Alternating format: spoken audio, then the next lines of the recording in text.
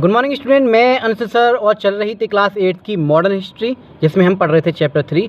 आधा हमने देख चुका था, दूसरा पार्ट हम लेके आए। मैंने कहा था हर चैप्टर को जो है हम क्या करेंगे, दो पार्ट में डिवाइड करेंगे। हो सकता है प्राइवेट बुक में ये 7 या 8 चैप्टर जो है हिस्ट्री के वो 10 या 12 पार्ट में डिवाइड करके दे रखे हों, लेकिन आपको चिंता करने की जरूरत नहीं। एनसीईआरटी बेस्ड हिस्ट्री है, प्राइवेट बुक्स भी इसी में से बनी है। सारा कुछ आपको इन चैप्टर्स में मिल जाएगा। प्लेलिस्ट बनी हुई है जहाँ भी 6, 7, 8 की जो है एसएसटी पूछी जाती है, हिस्ट्री सिविक ज्योग्राफी पूछी जाती है, आपके काम आएगी। और जो बच्चा स्कूल में पढ़ रहा है क्लास 8 में, वहाँ तो उसके काम आनी है। चैप्टर 3 है रूलिंग द कंट्री साइड, ग्रामीण क्षेत्र पर किस तरह से शासन जो चलाया अंग्रेजों ने, ये सब हम देखेंगे। अब तक हम जो पढ़ चुके हैं, हिस्ट्री 3 पार्ट में डिवाइड होती है, एंशिएंट, मिडेवल और मॉडर्न हिस्ट्री हम क्लास 8 में पढ़ते हैं। यहाँ अंग्रेज जो है भारत में आए और किस तरह से अपनी जो है यहाँ पे एक कंपनी स्टेबलाइज की, यहाँ से जो मसाले वगैरह लेके जाया करते थे और बाहर जाके अपने यूरोप में बेचा करते थे, इम्पोर्ट एक्सपोर्ट किया करते थे।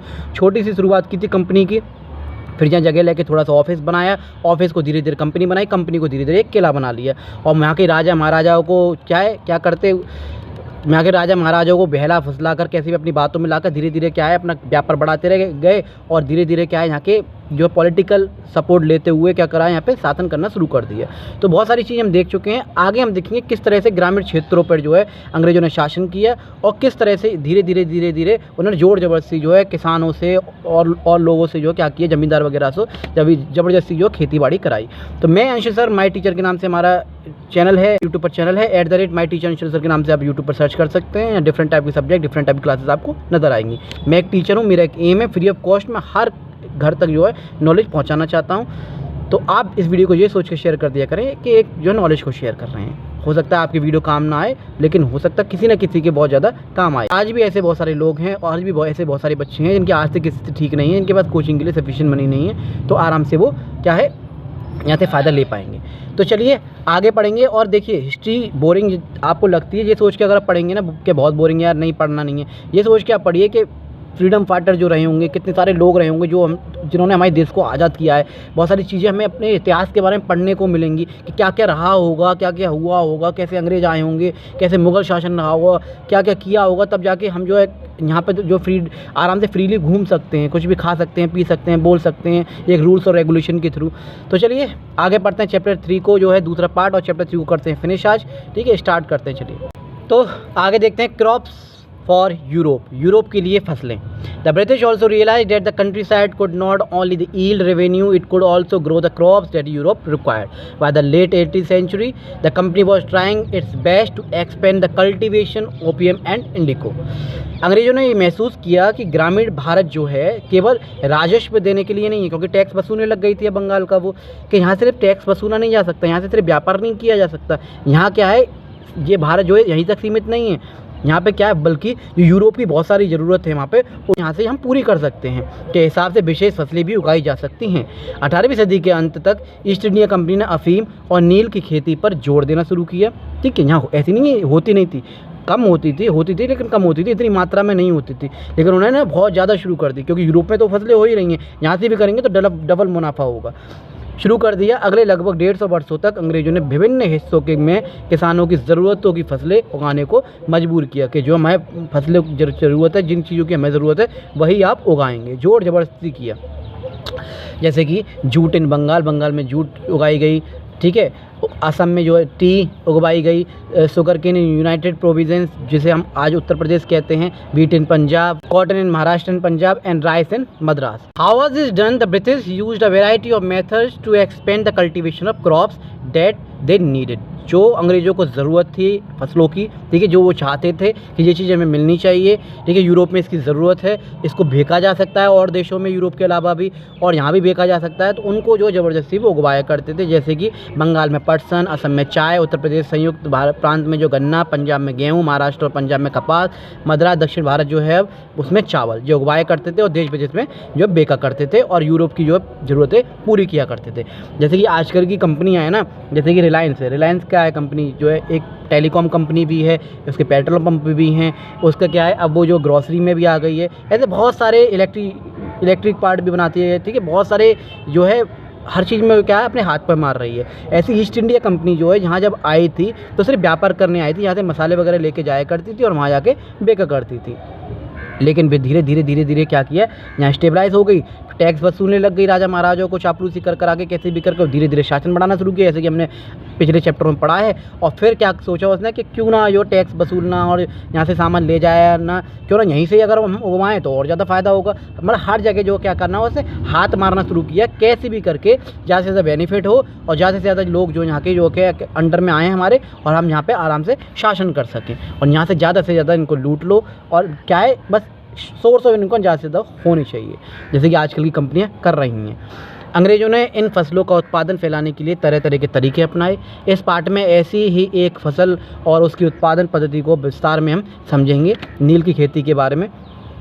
10 कलर हैव अ हिस्ट्री, क्या रंगों का भी कोई इतिहास है? हाँ जी है। क्या रंग का भी कोई इतिहास है? हाँ, रंग का भी अपना एक इतिहास है, हर रंग की एक कहानी है। प्राचीन काल में रंग प्राकृतिक होते थे, अब जो केमिकल वगैरह से नहीं बनाए जाते थे, फूलों वगैरह से या फिर पौधों वगैरह से जो रंग बनाए जाते थे। जैसे कि हमने पलाश के बारे में देखा था, पलाश से जो रंग बनाया जाता था, जैसे गुलाल बनाया करते थे लोग, फूल, पत्तियाँ, मिट्टी और पत्थरों से रंग बनाते थे। कुछ रंग बहुत कीमती थे, जैसे कि नीला रंग, नीले रंग की बहुत कीमत होती थी, जो नील के पौधे से बनता था, ये बहुत महंगा होता था, इसलिए यहाँ पर नील की खेती कराई गई। राजा महाराजा से जुड़ा होता था रंग, बहुत से रंग राजा महाराजा से जुड़े थे, जैसे कि बैंगनी रंग शाही रंग माना जाता था, उसे आम लोग नहीं पहन सकते थे, सिर्फ राजा महाराजा ही के जो लोग पहनते थे। रंगों का मतलब होता था वहाँ पे, हर रंग का कोई ना कोई मतलब होता था। जैसे लाल रंग शक्ति का प्रतीक होता है, ठीक है, प्रेम का प्रतीक माना जाता है।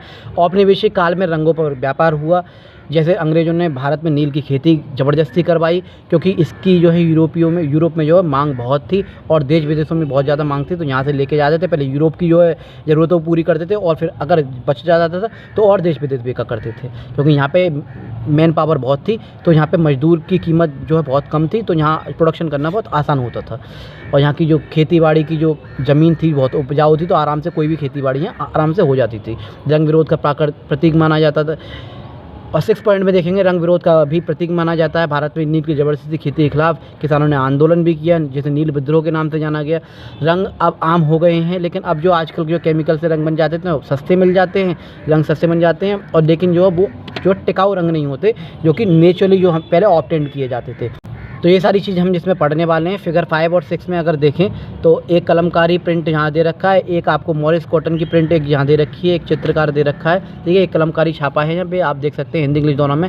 देखिए बाइलिंगुअल क्लासेस में, चाहे हिंदी मीडियम का बच्चा हो चाहे इंग्लिश मीडियम का बच्चा हो, ठीक है, आप आराम से सहूलियत के साथ पढ़ सकते हैं। मैं हर वीडियो को कोशिश करता हूँ इस तरह से लेके आऊँ ताकि किसी को कोई परेशानी ना हो, आराम से डीपली यहाँ से पढ़ सके। देखिए आप डीपली पढ़िए, कंटेंट को क्लियर करके चलिए, क्वेश्चन कहीं से भी पूछा जाएगा, आप बना के लिख सकते हैं, टिक करेक्ट ऑप्शन है, आप वहाँ से निकाल सकते हैं, लेकिन आपको ना कंटेंट किसी भी वो भी पार्ट है उसकी नॉलेज अच्छी तरह से होनी चाहिए, ठीक है। 10 कलर हैव हिस्ट्री में आगे पढ़ेंगे। फिगर 5 और 6 का जो डिस्क्रिप्शन दिया गया है वहाँ पे बताया गया कि सूती कपड़ों के छापों की 2 तस्वीर दी गई है, एक भारत के आंध्र प्रदेश के बुनकर द्वारा बनाई गई है और दूसरी जो कलमकारी की गई है और दूसरी ब्रिटेन के प्रसिद्ध कलाकार विलियम मॉरिस की है।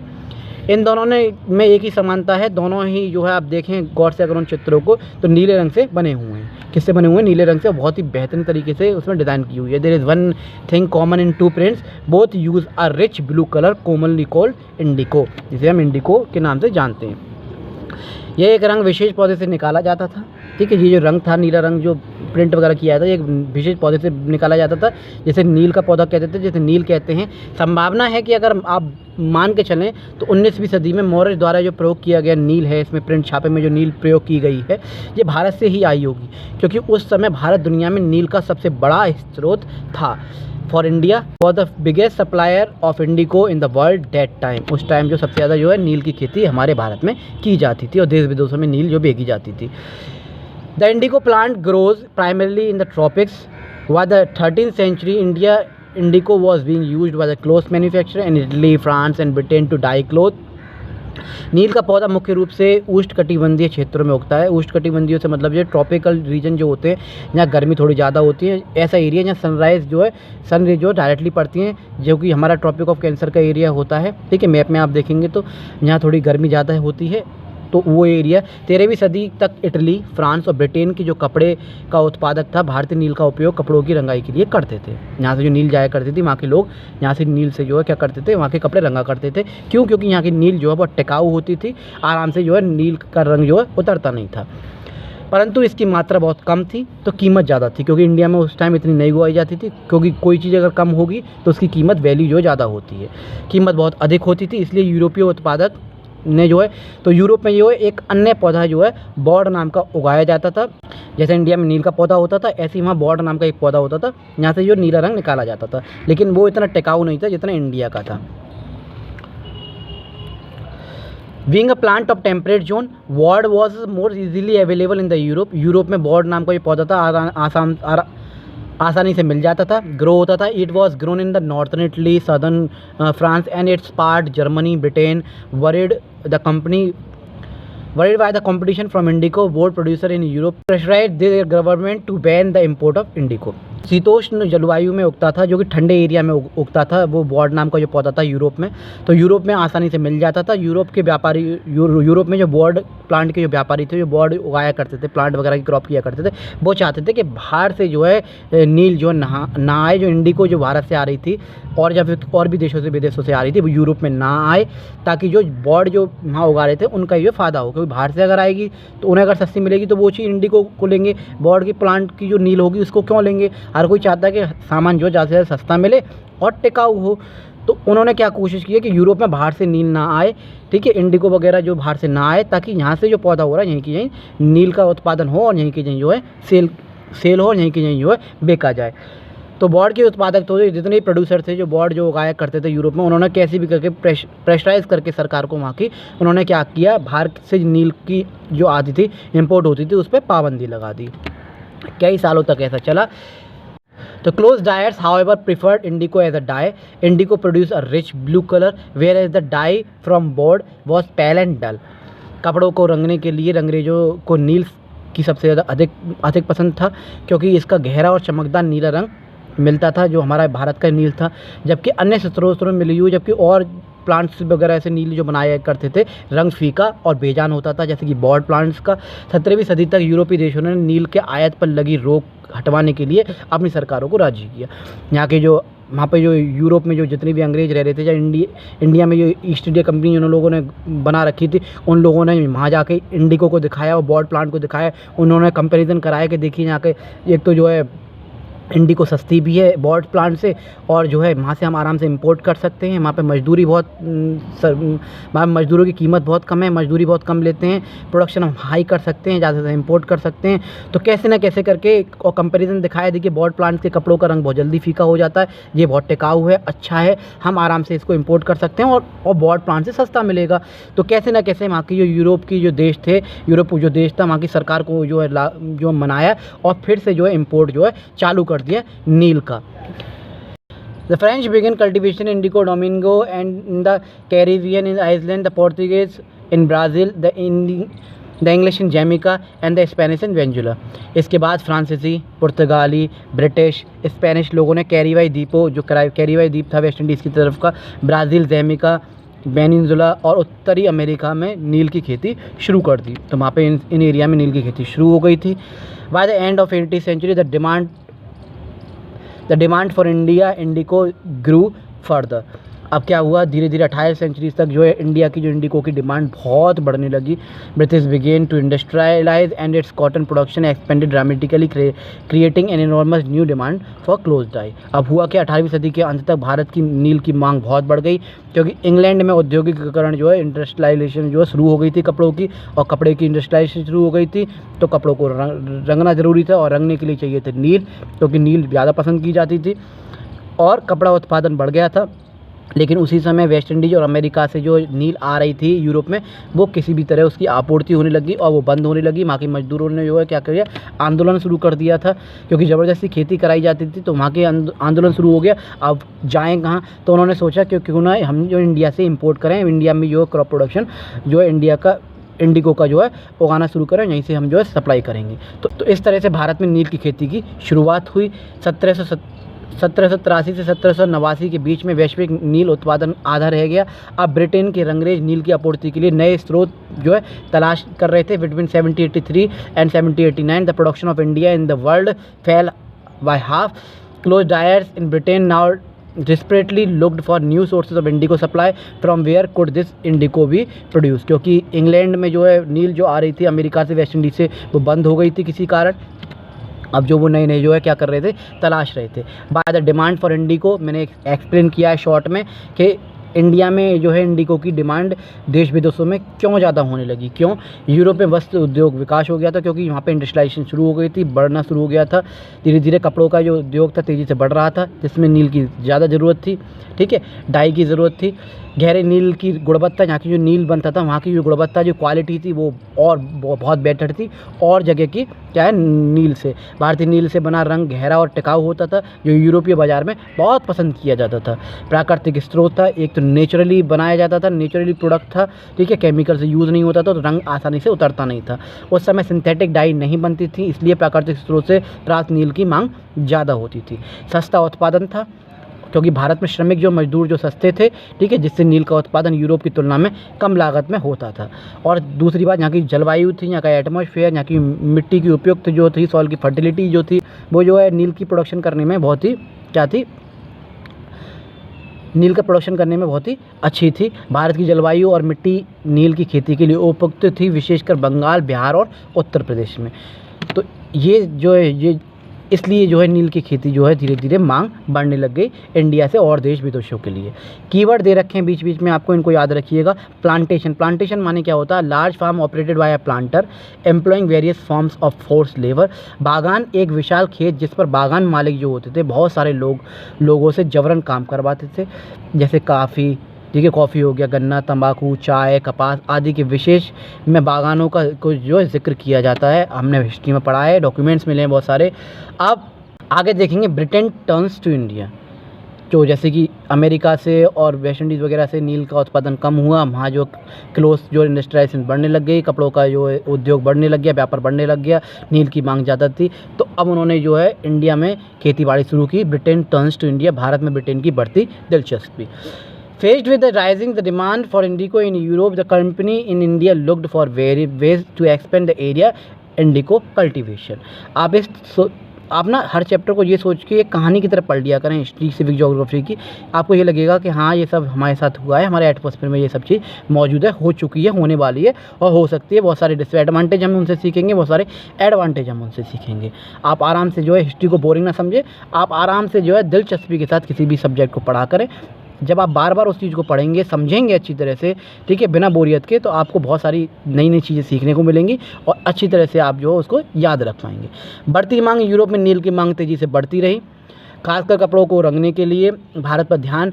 इस पर मांग को देखते हुए ईस्ट इंडिया कंपनी ने भारत में नील की खेती बढ़ाने की कोशिश करती। जैसे कि हर कंपनी आजकल जो है हर जगह जो है शॉपिंग भी करने की कोशिश कर रही है, शॉपिंग मार्ट खोल रही है, जगह जगह पे क्या है ग्रॉसरी मार्ट खोल रही है। इस तरह से एशिया कंपनी भी क्या है अब नील के उत्पादन में आ गई थी। बंगाल की खेती 18वीं सदी के अंत में बंगाल में नील की खेती तेज़ी से फैलने लगी। भारतीय नील की हिस्सेदारी अगर देखें तो 1788 में ब्रिटेन द्वारा आयोजित नील में भारतीय नील की हिस्सेदारी केवल 30% थी, लेकिन धीरे धीरे बढ़ते हुए 95% जो है नील की खेती इंडिया में देखने को आपको मिलेगी। कंपनी के अफसर भी शामिल होने लग गए इसमें। नील के व्यापार में इतना लाभ था, इतना प्रॉफिट था, क्योंकि ये सस्ती बन जाती थी, देश विदेशों में जो महंगी बिकती थी। कई अफसर और कई व्यापारी जो थे उसमें खुद जो अपना इन्वेस्टमेंट करते थे। नौकरियां, बहुत सारे लोगों ने नौकरियां छोड़ दी, सरकारी नौकरी छोड़ दी, ठीक है। कई अफसरों ने तो नील के कारोबार के लिए अपनी सरकारी नौकरी तक छोड़ दी।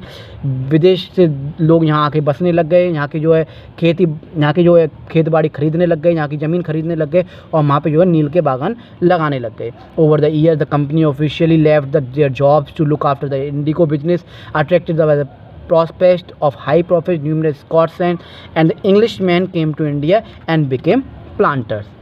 Those who had no money, जिनके पास खेती बाड़ी के लिए नील की खेती करने के लिए पैसे नहीं होते थे, ठीक है, to produce indigo could get loans, उन्हें बैंक लोन दे देती थी, क्योंकि उनकी खेती बाड़ी, उन्हें पता था कि हमें अच्छे खासे पैसे मिल जाएंगे इन लोगों से। Company and the bank that were coming up at time. कर्ज की व्यवस्था की गई अंग्रेजों द्वारा। जिनके पास पैसा नहीं था उन्हें कंपनी और नए बैंक कर्ज देने लगे, ठीक है, देने को तैयार होने लगे ताकि वे नील की खेती कर सकें। ये सब नील की भारी मुनाफे की उम्मीद पर आधारित था।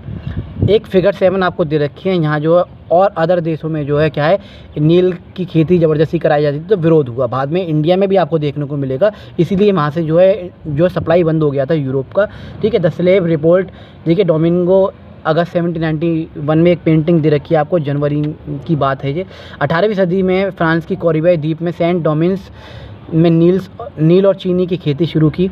यहाँ अफ्रीकी गुलामों ने, जो अफ्रीकी गुलाम थे, बागानों में जबरन काम करने जो मना कर दिया कि हम नहीं करेंगे। अगस्त 1791 में गुलामों ने जो अत्याचार के खिलाफ बगावत की, उन्होंने बागान जला दिए, मालिकों को मार डाला, प्रतिक्रिया की। 1792 में फ्रांस ने दास प्रथा समाप्त कर दी। इसके चलते कैरिबीन द्वीपों में नील की खेती ठप हो गई। ये घटना गुलामी के खिलाफ एक महत्वपूर्ण संघर्ष थी और इसका असर नील के व्यापार पर भी पड़ा। There were 2 main system of indigo. अब इंडिको जो उगाने के, जो नील की खेती करने के 2 तरीके थे, एक था निज और एक था रियायत। निज जो थे उसमें क्या होते थे, ज़मींदार वगैरह जो है बट्टे वगैरह पर उठाया करते थे, और रियायत जो थी वो किसान जो होते थे, रियायत माने होता है किसान जो खुद किया करते थे। अब दोनों में क्या बेनिफिट थे, क्या फ़ायदे थे, क्या नुकसान थे, ये सारी चीज़ें हम पढ़ेंगे। Within the system nij cultivation. अब निज कल्टीवेशन के बारे में देखते हैं। The planter produce indigo in land he directly control. निज की खेती 2 तरीके से की जाती थी। नील की खेती जो 2 तरीके से की जाती थी, निज और रियायती। निज व्यवस्था में बागान मालिक जो होते थे, बागान मालिक खुद अपनी ज़मीन पर नील की खेती करते थे। वह या तो ज़मीन खरीदते थे या भाड़े पर लेते थे। खेती का काम मजदूरों से करवाया जाता था।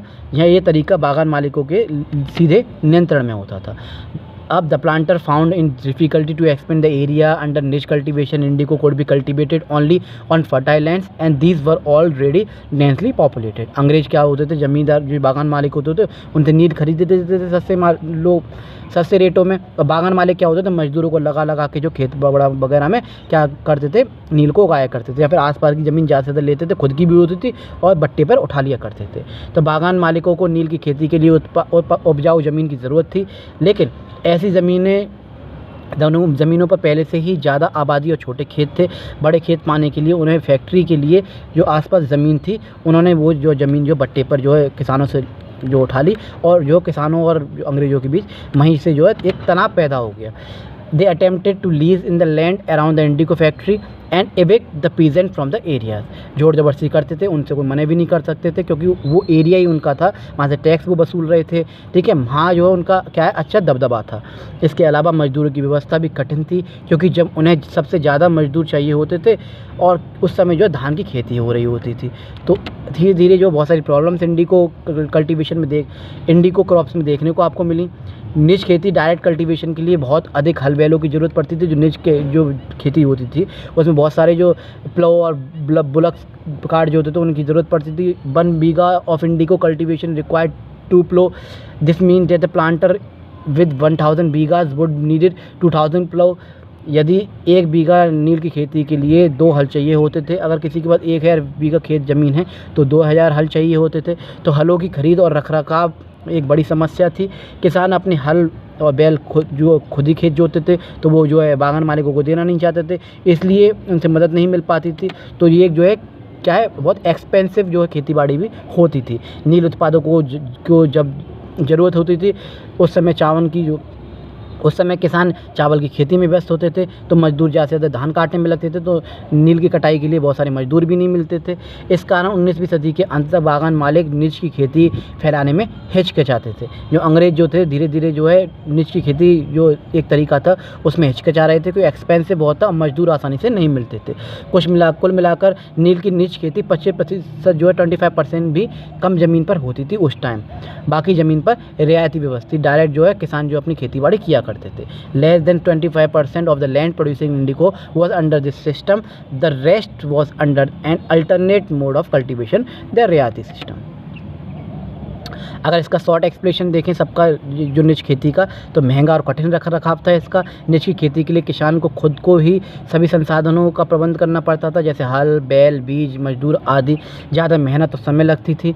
ठीक है, पूरे खेत की जुताई, बुआई, सिंचाई, कटाई आदि सामान खुद को जो करना पड़ते थे, जिससे जो बहुत समय और मेहनत लगती थी। पूंजी की कमी थी, इतने सारा पैसे नहीं होते थे, सोर्स ऑफ इनकम नहीं थी लोगों की कि इतने सारे पैसे वो लगा सकें, क्योंकि अगर ज़मीन ज़्यादा है तो पैसा बहुत लगेगा। निज की खेती के लिए प्रारंभिक पूंजी की ज़रूरत होती थी, जो गरीब किसानों के पास नहीं होती थी। प्राकृतिक जोखिम, और बारिश ना होना, सूखा या कीट लगने से प्राकृतिक जो आपदाएं होती हैं उससे जो है खेती नुकसान हो सकती थी, तो बहुत सारा नुकसान हो सकता था। तो नील की खेती हर कोई की बस की बात नहीं थी उस टाइम।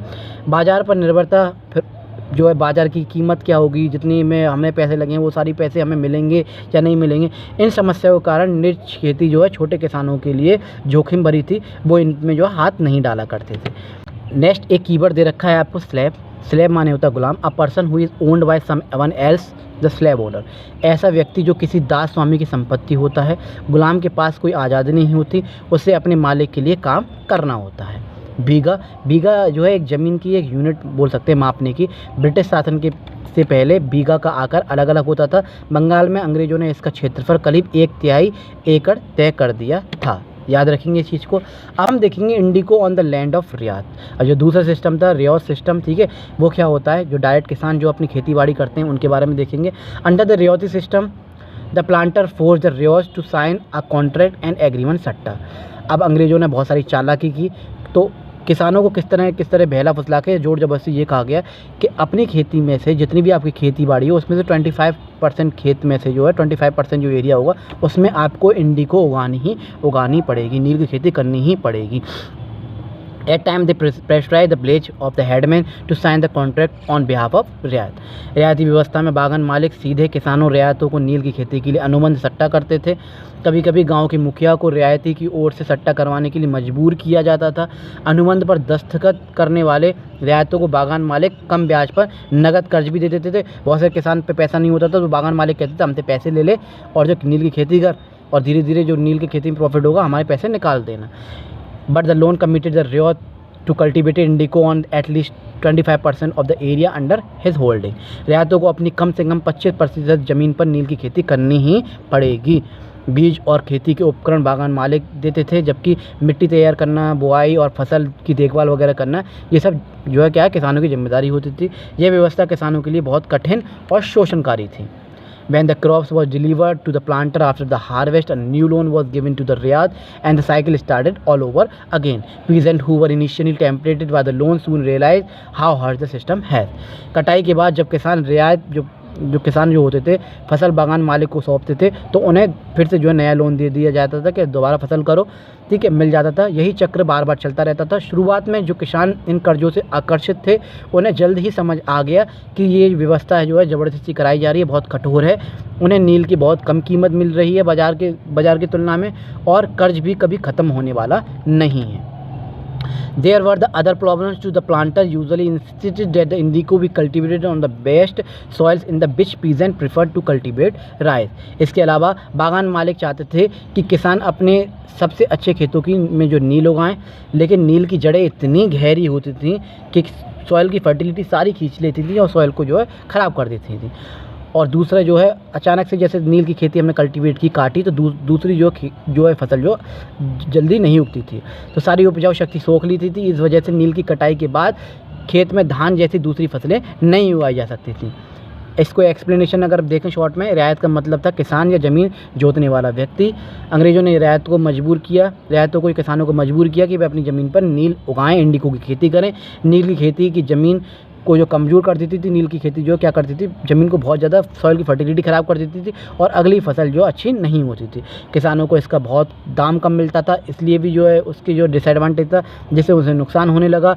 इसी का जो है आप जो है आगे जो है क्या देखेंगे, आंदोलन देखेंगे। ज़बरदस्ती शोषण के कारण किसानों में गुस्सा फैल गया, इससे नील विद्रोह हुआ 1859-60 की शुरुआत में। नील और निष्कर्ष क्या निकला, नील की खेती रियायतों के लिए एक घाटे का सौदा थी जिस पर अंग्रेज़ों ने ज़बरदस्ती जो करवाई, जिससे विरोध हुआ। एक फिगर आपको दे रखी है 8 worker harvester indigo in early 19th century. जैसे कि आप देख सकते हैं 19वीं सदी की शुरुआत में बंगाल में मजदूर नील की खेती करते थे। भारत में नील के पौधों की कटाई का काम जो है ज़्यादातर पुरुष जो किया करते थे, जो कटाई का काम हुआ करता था। फिगर 9 में आपको दे रखा है खेतों में फैक्ट्री में जो है क्या करते हैं, नील के पौधे को गट्ठर बना के ले जाया करते थे खेतों से धीरे धीरे। कुछ आप सब चैप्टर में पढ़ चुके हैं। अब हम देखेंगे हाउ वाज इंडिको प्रोड्यूस। इंडिको की जो खेती होती थी उसके क्या प्रोसेस था, क्या तरीके थे, कैसे वो उगाई जाती थी। ठीक, कुछ पॉइंट्स हैं, आगे हम डिटेल में पढ़ेंगे। इन पॉइंट्स को पहले शॉर्ट में पढ़ लेते हैं। नील की खेती खेतों में विशेष प्रकार का एक पौधा बोया जाता था जिसे नील का पौधा कहते थे, नील पौधा कहा जाता था। फसल काटना, जब पौधा तैयार हो जाता था तो उन्हें काट कर गट्ठर बनाते थे और बनाकर जो है क्या करते थे, ले जाया करते थे। कारखाने, फैक्ट्री में ले जाना, कटे हुए नील के पौधों को फैक्ट्री में ले जाना, वहाँ जो टंकियाँ जो होती थी, ठीक है, वेटिंग वेट जो होते थे, वहाँ डाला जाता था गरम पानी में, भिगोना, फिर उन्हें भिगोया जाता था, उन्हें रख दिया जाता था गलने के लिए, उन्हें सड़ाया जाता था। पौधों को पानी में भिगोकर कुछ समय तक सड़ाया जाता था जिससे नील तत्व जो है, नील जो पानी में जो घुल जाया करता था। फिर उसकी जो मथाई की जाती थी, जैसे दही को हम मथते हैं, आपने देखा होगा मक्खन निकालने के लिए, और बार क्या हमें लौनी मिल जाती है, इसी तरह से। फिर उसे घोल को, जो लकड़ी की छड़ियाँ होती थी, उसे मथकर उसमें से रंगीन पदार्थ जो ऊपर लाया जाता था। फिर उसे छाना जाता था, उगाला जाता था, घोल बनाकर जो है छान कर उसे उगाला जाता था जिससे रंग जो और गाढ़ा हो जाए। फिर नील का एक पेस्ट बनाया जाता था, जैसे ट्यूब वगैरह आता था ना, इस फॉर्म में वो आ जाता था। उबले हुए घोल में एक नीला गाढ़ा पेस्ट बनता था, जैसे कॉलर वगैरह जो होती है। फिर उसे जो खांची में डाल के उन्हें सुखाया जाता था। सुखाना और ठोस बनाना, इस पेस्ट को सांचे में डालकर सुखाया जाता था। सूखने के बाद ठोस नील बन जाता था और फिर नील तैयार है, उसे जो है पैक करके जो है बेचा जाता था, बाज़ारों में बेचा जाता था, यूरोप में वगैरह भेजा जाता था, और उनकी जब ज़रूरत पूरी हो जाती थी तो और देश विदेशों में भेजा जाता था। जैसे कि आपको एक हाउ ऑफ इंडिको प्रोड्यूस एक तरह दे रखा है कि किस तरह से गट्ठर ले जा के जो है ये खांचे बने हुए हैं, ठीक है, हौद बनी हुई हैं, इनमें डालते थे, इन्हें पकाया जाता था, गलाया जाता था, फिर धीरे धीरे इन्हें मथा जाता था। हर हौद का जो काम अलग था, ठीक है, फिर उनको निकाला जाता था, फिर पेस्ट बनाया जाता था। तो इस तरह से नील की खेती बहुत ही जो है, बहुत ज़्यादा इसमें मजदूरी करनी, बहुत सारी जो इसमें मेहनत करनी पड़ती थी, बहुत ज़्यादा मजदूरों को जो है, किसानों को जो हालत ख़राब हो जाती थी, शोषणकारी था। इसलिए धीरे धीरे उन्होंने क्या किया, खेती, इसकी नील की खेती करनी बंद कर दी। An indigo factory located near indigo field, painting by the William Simpson 1863 indigo villages were usually around indigo factory owned by the planter। नील की खेती बागान मालिकों की फैक्ट्रियों के पास होती थी। कटाई के बाद नील के पौधों की फैक्ट्री में लेकर बैट्स, जो हौदे बनी हुई थी, अभी आपको दिखाई इमेजेस में, रंग बनाने की प्रक्रिया शुरू होती थी। अब देखिए क्या डिटेल में हम पढ़ेंगे। 3 या 4 हौदों की जो ज़रूरत होती थी, हौद होती हैं, खांचे बना लेते हैं, ठीक है, जैसे भैंस को आपने नियार खाते हुए देखा होगा, तो हौद बना देते हैं इस तरह से। प्रत्येक हौद का अलग कार्य होता था। पहला हौद किंडमन या स्टीपर हौद होता था। पत्तियाँ जो होती थी उसमें गर्म पानी में कई घंटों तक डुबोई जाती थी ताकि किंडमन उसमें जो है सड़ जाए और नील जो है ऊपर आ जाए। Now the rotten leaves were taken out, और जो taken out and the liquid ran into another vat was placed just below the first vat. In the second, known as the beater vat, the solution was continuously stirred and beaten with paddles. When the liquid gradually turned green and then blue, lime water was added to the vat। अब दूसरा हौद जो होता था beater VAT, उसमें क्या करते थे, किण्वन जो घोल हुआ था, पानी जब गल जाता था तो उस पानी को दूसरे हौद में कर लेते थे। नीचे वाले हौद में डाला जाता था और उसे जो है पैडल से हिलाया जाता था। जब रंग नीला हो जाता था, पहले हरे से नीला पड़ता था, उसमें जो है चने का पानी जो मिलाया जाता था, ठीक है, जिससे नील की परत जो है नीचे जमने लगती थी। फिर तीसरे हौद में उसे ले जाया जाता था, ठीक है। निर्धारण हौद, ऊपर के साफ द्रव्य को अलग कर नीचे की जो जमीन नील की जो गाद हो जाती थी उस हौद से निकाल कर निचोड़ा जाता था अच्छी तरह से, ठीक है। अंत में इस नील की जो गीली लग्जी को सुखाकर जो बिक्री के लिए तैयार किया जाता था। फिगर 11 दे रखी है आपको। नील के पौधों की कटाई के बाद हॉट बेड में जो है तक लाने का क्रम जो है आमतौर पर जो है क्या करती थी, औरतें करती थी। और ये जो है भारी गट्ठर होते थे, बहुत आसान नहीं होता था कारखानों तक इनको जो ढोकर लाना, ये कार्य बहुत ही कठिन और श्रम साध्य होता था। The bed beater, the indigo workers, is standing with the paddles that was used to stir solution in the vat. Their worker had remained the waist deep water for the 8 hours to beat indigo solution। देखिए figure 12 में आपको कितनी important चीज़ बताई गई, इसलिए उन लोगों ने विरोध किया। नील मजदूर की मदद से हौद में पड़े नील के घोल को लगातार हिलाते थे। उन्हें कई बार हिलाना पड़ता था, लगभग 8 घंटे से भी अधिक समय तक जो है घुमाना पड़ता था, ठीक है, तक कमर तक जो है उसमें डूबे रहते थे, ठीक है। नील के घोल में उन्होंने जो घुमाया करते थे, ठीक है, घोल बनाया जाता था। खड़ा रहकर जो है ये काम करना पड़ता था, जो बेहद कठिन और थकाने वाला होता था। इससे जो है मजदूरों की क्या है, शारीरिक जो है क्या जो है शक्ति जो धीरे धीरे खत्म हो रही थी। ये दृश्य नील उत्पादन की अंतिम अवस्था को दिखाता है। फिगर 13 में इसमें मजदूर दबाकर जो है सांचों में जो है नील की जो लकड़ी को जो है काट रहे हैं और धीरे धीरे उन पर मोहर लगा रहे हैं। पीछे एक जो मजदूर है इन टुकड़ों को सुखाने के लिए ले जा रहा है। जैसे ये सूख जाएगा फिर ये जो है बेचने के लिए तैयार है। नेक्स्ट हम देखेंगे आगे the blue rebellion and after, नील विद्रोह और उसके बाद। इन्हीं सब चीज़ों को देखते हुए बहुत ज़्यादा कठिन परिश्रम करना पड़ता था, बहुत ज़्यादा मेहनत करनी पड़ती। 8-8 घंटे पानी में खड़े रहो, नील के घोल को चलाते रहो, ठीक है, बहुत सारी चीज़ें करनी पड़ती थी, बहुत सारा श्रम करना पड़ता था। फिर जो नील का विद्रोह शुरू हुआ और पैसे भी नहीं मिलते थे और कर्ज जो है चुकाना पड़ता था। तो in March 1859, thousands of ryots in Bengal refused to grow indigo. As the rebellion spread, ryots refused to pay rents to the planters and attacked indigo factory armed with swords, spears, bow and arrows. मार्च 1859 में बंगाल के हजारों किसानों ने नील की खेती करने से इनकार कर दिया। जैसे जैसे ये आंदोलन फैला, किसानों ने बागान मालिकों को लगान देना बंद कर दिया। हथियार, तलवार, भाले, तीर, कमान उठाकर फैक्ट्रियों पर हमला किया। महिलाओं ने भी बर्तनों के साथ संघर्ष में हिस्सा लिया। बागान मालिकों के कर्मचारियों और सामाजिक बहिष्कार करने लग गए। अब राजवर्स they would no longer take advances to sow indigo nor be bullied by the planters. Lethiels, the lathis wielding strongmen maintained by the planter. एजेंटों जो गुमाश्तों की पिटाइयों की जो ये शपथ ली गई कि वे ना तो कर्ज लेंगे और ना ही किसी से डरेंगे। किसान अब इस पे आ गए थे मरने या मारने पे। इसका कारण, मुख्य कारण ये भी था कि नील की खेती की दमनात्मक व्यवस्था, जिसमें किसानों की जबरन नील उगाने पर मजबूर किया जाना, उन्हें कर्ज देना, फिर कर्ज वसूलना, कम लागत और कम जो से पैसे देना नील के, ठीक है। हालांकि सभी दबे हुए लोग जो विद्रोह नहीं करते, लेकिन 1859 में किसानों को ये हालत हो गई थी। उनकी साहस और एकता जो है देखते हुए उन किसी पे भी चुप बैठने को तैयार नहीं थे। In 1859 the indigo ryots fell that they had the support of the local zamindar and village headman and the rebellion against the planter. 1859 में नील की खेती करने वाले जो रियायत किसान को विश्वास हुआ कि अगर वे बगावत करें तो उन्हें स्थानीय ज़मींदारों और मुखियों को भी समर्थन मिल सकता है। कई गाँवों के जिन मुखियाओं से ज़बरदस्ती नील की खेती के अनुबंध कराए गए, उन्होंने भी जो किसानों का साथ दिया, संगठित हुए और जो स्ट्रॉन्ग मैन होते थे, तो बॉडी बिल्डर जो लोग जो होते हैं, ठीक है, लठियाले जैसे कहते हैं, स्थानीय लड़ाकों के साथ मिलकर जो बागान मालिकों को सामना किया। In the other places, even जमींदार went around the villages urging the ryots to resist the planter. कई जमींदार भी गांव-गांव घूमकर किसानों को बगावत के लिए उकसाने लगे, क्योंकि वे खुद जो बागान मालिकों से परेशान थे। बागान मालिक जो है ज़मीन लंबे समय के लिए जबरन जो ले लेते थे और उन पर जो है बड़ी ताकत दिखाते थे और धीरे धीरे उनकी ताकत बढ़ती जा रही थी। तो इस चीज़ों को देखते हुए उन्होंने बगावत शुरू कर दी कि 1857 की बगावत के बाद अंग्रेज़ी सरकार एक और जो विद्रोह से डर गई थी। जब नील की खेती वाले इलाकों में बगावत की खबर फैली तो 1859 में लेफ्टिनेंट गवर्नर ने दौरा किया। इससे किसानों को लगा कि सरकार उनके पक्ष में है। Lieutenant governor toured the region in the winter of the 1859. The Ryots saw the tour as a sign of government sympathy for their plights. बरसात के मौसम में मजिस्ट्रेट एसल ईडल ने जो है नोटिस जारी किया कि रियायतों को नील की खेती अनुबंध मानने के लिए मजबूर नहीं किया जाएगा। याद रखिएगा, एसले ईडन इनके नाम था। इस नोटिस को किसानों ने रानी विक्टोरिया के आदेश की तरह देखा और इसे अपने विद्रोह का समर्थन माना कि अब जो अंग्रेज समझ गए हैं और हमारे साथ हैं।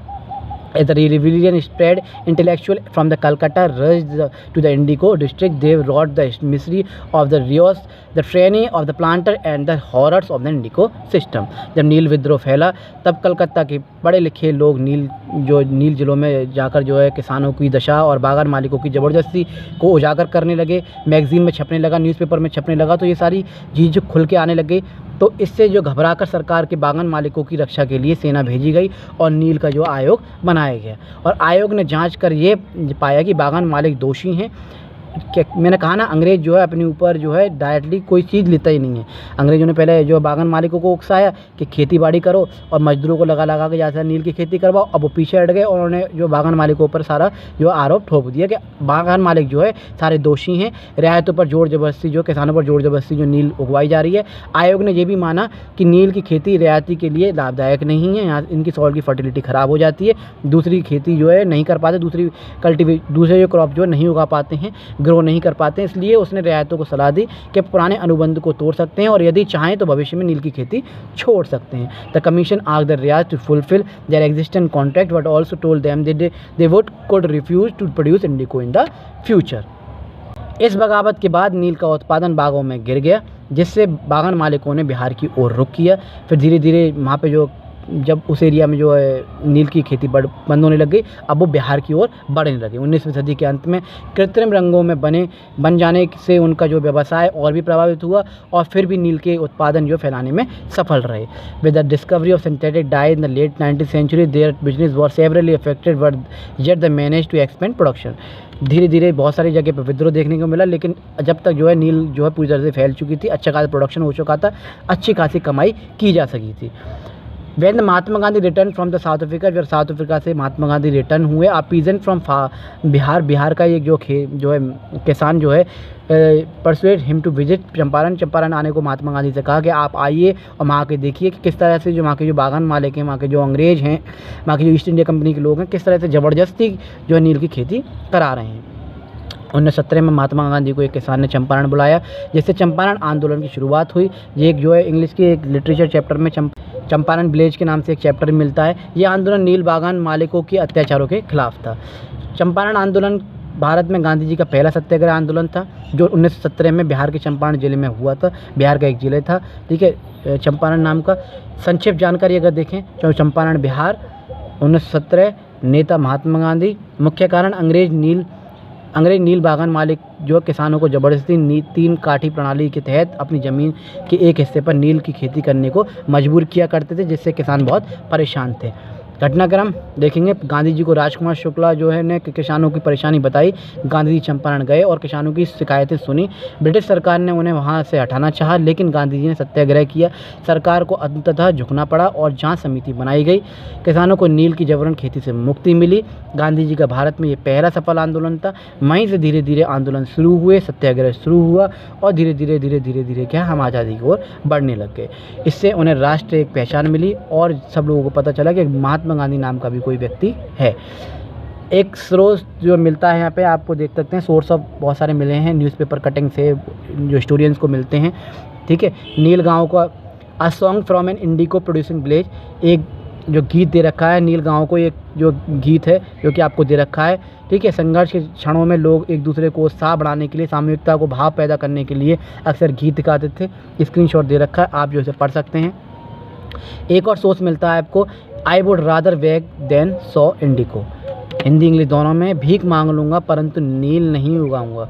ये एक चीज़ दे रखी है। बहुत सारे लोगों ने समझाया, बहुत सारे लोगों ने, बागान मालिकों ने बहुत सारा डराया, धमकाया, समझाने की कोशिश की, लालच देने की कोशिश की, लेकिन नहीं माने। और हाजी मुल्ला नहीं, मैं जैसे कि आप देख सकते हैं लास्ट में, हाजी मुल्ला नहीं, मैं नहीं करूँगा, नील उगाने की बजाय मैं कहीं चला जाऊँगा, भीख मांग लूँगा पर नील की खेती नहीं करूँगा। आप समझ सकते हैं नील की खेती कितनी जो है कठिन होती थी करनी, कितना जो परिश्रम होता था, नहीं करना चाहते थे। तो ये था आपका चैप्टर। आई होप आप लोगों को समझ में आया होगा। आधा पार्ट उसमें हमने पढ़ा था, बाकी सारा हमने इसमें पढ़ा कि किस तरह से नील की खेती ज़बरदस्ती उगाई गई, किस तरह से बागान मालिकों को जो है बागान मालिकों द्वारा, ईस्ट इंडिया कंपनी द्वारा नील की खेती उगवाई गई। धीरे धीरे किस तरह से विद्रोह हुआ और नील की खेती से लोगों को आज़ादी मिली। तो इतिहास को इस तरह से पढ़ते चलें कि क्या क्या हमारे इतिहास में हुआ है, क्या क्या हम नई नई चीज़ सीखने को मिलेंगी, तो ये सारी चीज़ आपको अच्छी लगेंगी और नॉलेज भी मिलेगी। तो मैं सर फिर मिलता हूँ नई वीडियो के साथ, नए कंसेप्ट के साथ। जब तक के लिए जय हिंद, जय भारत।